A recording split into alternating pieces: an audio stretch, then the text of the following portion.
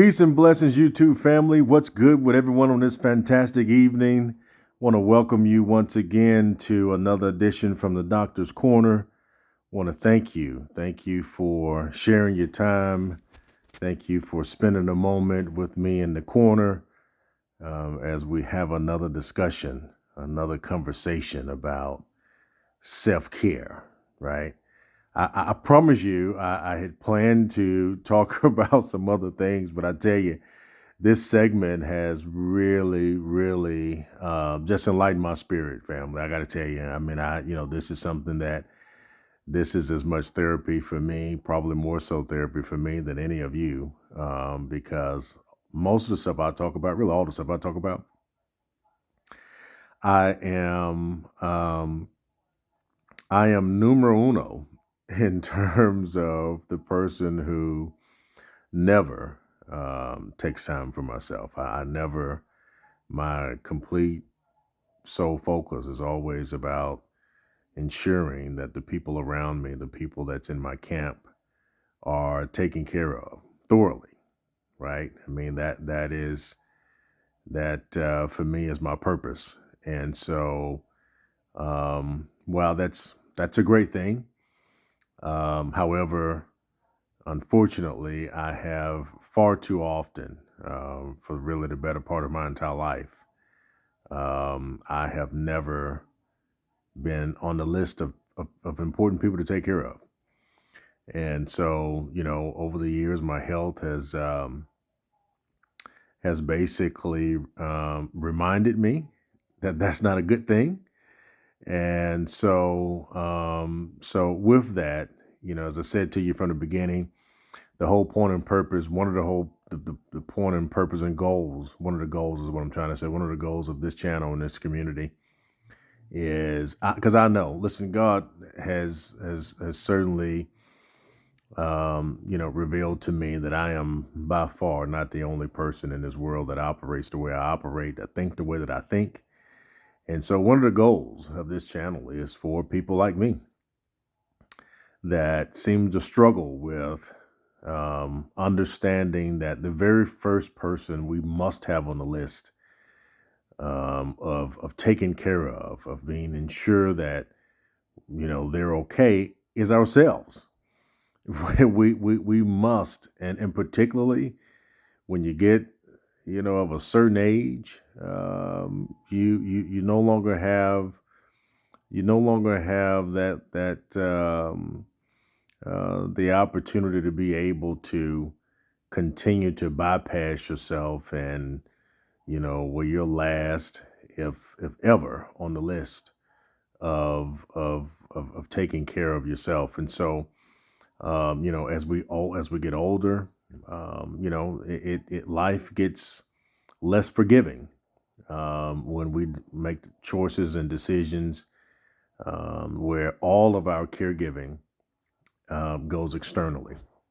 So, once again, I promise you there are a lot of different things that I have on the agenda that we're going to discuss in this community. But self care, it seems like every day something pops up. I don't know. Maybe that's the universe way of reminding me just of how important this is, because this morning I was on the floor, 0500, and got up, began reading, did some meditations, and then got into my exercise regimens. And so um, basically that fueled me completely throughout the day, so much to the point to where I didn't even eat lunch until about 5 o'clock today. Right. So that's just how charged up I've been all day in terms of getting that level of self-care in. And I want to encourage each of you, listen, let me tell you something here. Check this book out right here. This sister's name is Tamu Lewis. um, you see the title, Surviving the Mental Health Tank. This is a phenomenal book, family. Please, You can go out there anywhere that I'm imagining where you can buy books. You certainly can go copy you a copy of this, right?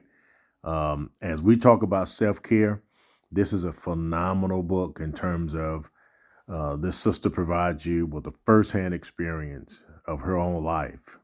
She was extremely transparent. I mean, I give her tremendous kudos for sharing her story, thinking enough of others in terms of what they may be able to gain and benefit from her own story to share because it's tough, right? A lot of the things that I discuss with you on here, it's tough. It's out of my comfort zone. But as we grow, as we evolve, as we really get to a level of fulfilling our full purpose here on this earth and in this universe, is my personal belief that we have to kind of push those boundaries a little bit, right? And get out of our comfort zones and get out of the things that, are just comfortable for us to do. Get out of the norm. And this sister did that in this book in terms of sharing her personal story and what she had to do in terms of to regain, to refuel, in terms of her spiritual and mental self. And I want to tell you, please get this book. She has a chapter in here. I think I know it's on page 91. It's entitled, check this out, so I'm not making it up. Intentional self-care, right? So she's got 5 specific keys that she talks about in terms of cultivating emotional well-being for yourself and your loved ones. But this is chapter 7, talking about self-care, right? She says self-care is probably the most important thing that you can do to survive the mental health tank. When we think about self-care, particularly as women, we may think of treating ourselves. Maybe we think about the nail salon, a massage, a delicious dessert, or going shopping at our favorite store. Now, granted, even though this is coming from her lens and her perspective as a woman, right? Please know, brothers, that everything she talks about in here applies to us, right? This book is not just a book about self-care for women. This is about self-care for people. This is about self-care for caregivers. This is about self-care for caretakers. This is about self-care for people who have always put other people first and then place themselves last, right? So she says, according to Oxford Dictionary, self-care is the practice of taking an active role in protecting one's own well-being and happiness, and particularly during periods of stress. Let me read that again. According to Oxford Dictionary, self-care is the practice of taking an active role in protecting one's own well-being and happiness, in particular during periods of stress. I know we all agree it's important to take care of ourselves, but it's also incredibly hard to do so on a daily basis. We worry that so many others around us need our care and attention. But here's the thing, making time for ourselves isn't just nice, it's necessary for our well being. That's profound. And I totally agree. I mean, I totally agree, right? When we think about this role of what we do as caretakers, as caregivers, as elder caregivers, for certain, in terms of when I talk about the refueling, where does that take place? And if we don't have a focus on doing that, if we don't have a focus of at some point being able to break away, we're going to be in trouble. And that's in essence what this book talks about. So, family, I'm not going to keep you long. And I wanted to encourage everyone, please, please, please do yourself a favor. Go out and get a copy of this book and read it. This is not some theoretical read.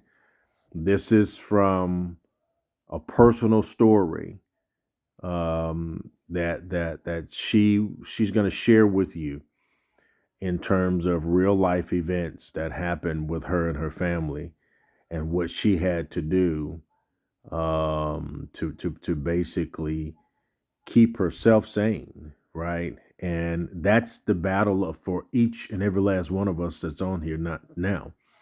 That's the battle of anybody else who clicks on this video, whether it's tonight or in the future or whenever, right? My guess is that you'll be clicking on it because there's something about, the title or something. Maybe the universe will send you this way, just in terms of as a motivational piece for you to gain the level of courage you need to go out there and begin the process of feeding to your own soul, feeding to your own sanity, feeding to your own spirit. And so that book is a phenomenal read in terms of to help you do that. And this lady she's a professional, like many of you, in terms of balancing the act between, taking care of her family, her immediate family, her children, and then at the same time, having to be that caregiver for her loved one. So it's a personal story. It's a story that we all can relate to. But it's a phenomenal read. And so I really just wanted to be able to introduce that to you as we continue this journey in terms of self-care, as we continue to talk about, putting ourselves at the top of the list as opposed to not even being on the list at all. And so, now's the time to, you know, eradicate your whole mind and your spirit of excuses of why you can't, right? Eradicate all of that. I mean, just eliminate all of those thoughts on why can't you? Why can't you get up and give yourself a 15-minute exercise every day? Why can't you, get up every single day and read at least a chapter? Why can't you get up every single day and write at least a paragraph? Why can't you, and I take that back, not even just read a chapter, but read a paragraph in a chapter. We just got to start, right? I mean, it's no different than the children we raised in terms of they didn't just come into this world and just start running, right? I mean, they had to stumble, they had to crawl and that sort of a thing. Then they started stumbling, to try to stand, and then they eventually began to try to take a walk, and they would fall so we're in that same phase, most of us, right? I would suspect if you're here, you're in that category in terms of trying to understand clearly that it's okay. Just like what this sister said, what Sister Lewis said, and not that it's just okay or it's nice, but it's essential. It's literally essential for us to do for our own health, right? And so with that, I'm encouraging each and every last one of you. I just, I want to know what did you do today? What did you do today for yourself? What was that one thing you did to yourself for yourself that encouraged you or made you feel somewhat refreshed? Right? Please share it. I love to hear it. I think everyone needs to hear it. I think I'd love to be able to get a rallying cry for everyone to be able to share their experiences in terms of what they did, whether that was for a moment, 2 moments, or more. So in any event, I hope all is great with you. I hope these videos are feeding to someone out there in terms of to help you get through the day, because I know personally, I know how heavy this job can be, how heavy these responsibilities are when you're faced with a loved one, and particularly if you're in a scenario where you have a loved one that's deteriorating, whether that's from a mental illness, whether that's from a physical disability. You see that their capabilities are diminishing every single day, and you really can't do anything other than what you're doing, right? There's no magic wand that you can wave to change that. There's nothing you can do. There's no pill that you can create or go purchase or whatever and give to them, and all of a sudden tomorrow it just changes. That's not the reality for most of us, right? And so best that we can do is just help manage it. We can help manage their pain. We can help manage whatever scenarios that they may be going through, right? And if you have someone that don't have any of that, but it's just a scenario whereby it was better for them to be with you in your domicile as opposed to their own, right? That's still a responsibility. Even if they're in a position whereby they can do for themselves, if they can cook for themselves and clean for themselves or whatever, that's fine.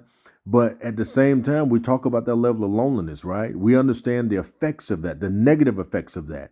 And so, even if you're that particular caregiver, where you have that family member that doesn't have any mental issues, don't have any level of physical issues, but they're in a scenario though where they're there with you, they're part of your nucleus. And so you still feel that level of, man, I can't really still go out. Because I don't want to leave them alone, And so that means you include them in everything that you're doing, which also means, do you get the full fulfillment out of it all the time for yourself? So regardless of where you are in this pendulum, this conversation I think is pertinent. I think it's pertinent in terms of focusing on something that you can do, however long, however short, that will fulfill you somewhat in terms of giving back to your own sanity, right? To your own peace, to your own level of when you can look in that mirror and say and feed back some positivity of what you see, right? And not feel that your whole existence is one to be burdened with responsibilities of taking care of someone else, and seemingly no one cares about you at all. That's how sometimes it feels, right? When we're these givers and we give, and we often have the mentality of thinking or expecting, right, that same level of measure of people to give back to us, but it doesn't exist. And so all of that sort of thing can kind of deplete you a little bit. So listen, I'm not going to go on a tangent with that. I just want to tell you, listen, I'm encouraging you, please. I'm encouraging you. I had a phone call today with someone that mentioned they talked about they how they've been feeling physically, and the legs have been hurting and they be in pain. Many mornings they wake up and they're in pain. And then he said, so much to the point I think about taking my life. And I was like, oh my God, what? I said, whoa, time out. That's game changer, right? And I said, man, please find somebody to talk to immediately. you know, get a doctor, get somebody to talk to help you work through that. Okay. And so that's what I'm saying, family. People are going through left and right, right? We don't know who we're working with. We don't know who, we may be in traffic next to. We don't know in terms of those people that are going through things in life, right? Life is lifing on them, and they're having these crazy thoughts. They're having, forgive me for that word, they're having these thoughts, these unhealthy thoughts of harming themselves, of giving up, of saying, hey, look, it's not even worth being here. That's my fear for each of you that's listening on here tonight. That's my fear, is that for any of you to be in that scenario whereby if we don't do what we're talking about now and have this self-care, that some way, somehow, that negative thinking begins to creep in for you to ever have those type thoughts. So, hey, listen, I'm encouraging you. I'm going to continue to encourage you. Take time for yourself. You deserve it. Take a moment for yourself. You deserve it. Hey, listen. If once again, if it's walking around the house, if it's reading, if it's writing, if it's singing, if it's listening to some music, your favorite songs. I had a phenomenal ride coming in from work, listening to music. I just had my own little concert coming in. I mean, it was like, I was like, oh my God. I mean, man, that man, crank that thing up. You ain't got to worry about somebody being in there saying it's too loud, or I don't want to listen to that. Or listen, whatever you have to do to carve out that moment where it's just for you, I'm encouraging you.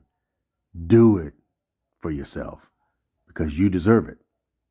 Hey, family, until we talk again, peace, be well.